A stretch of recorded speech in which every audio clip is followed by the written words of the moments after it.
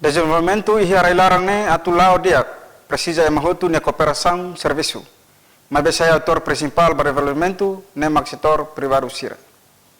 Ministro Coordenador Assunto Economia Joaquim Amaral ba jornalista sestani hasalão IAD benghira halau discurso e a cerimônia posse ba funcionário IAD na lima dehan karik setor privado lai ha força nokbit ne benaton mak desenvolvimento economia e harai larang lau saila estável.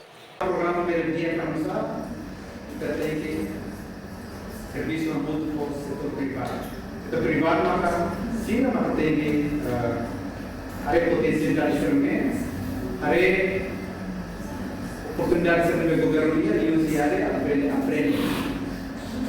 Hoje merece maka kita setor privado beli aproveitamento. Nia moça firma liutan katak, governo halo nia papel, setor privado halau nia papel, saida maksiratu kontribui. Tangne, governo na fatin tau importância ba setor privado, hodi dudu desenvolvimento ekonomia e harai dane lau bawin. E fatingan isang diretor executivo Instituto Apoio ao Desenvolvimento Empresarial IAD Filomeno Marcelino Belo dehan kenar IAD nian makna fatin tulung empresa no empresário sira e harai laran. Lihusi capacitação o insa sira bela halo gestão ne bediak basira nia negócio no mos vida empresarial.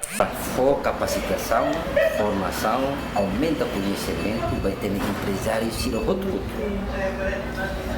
E território toma.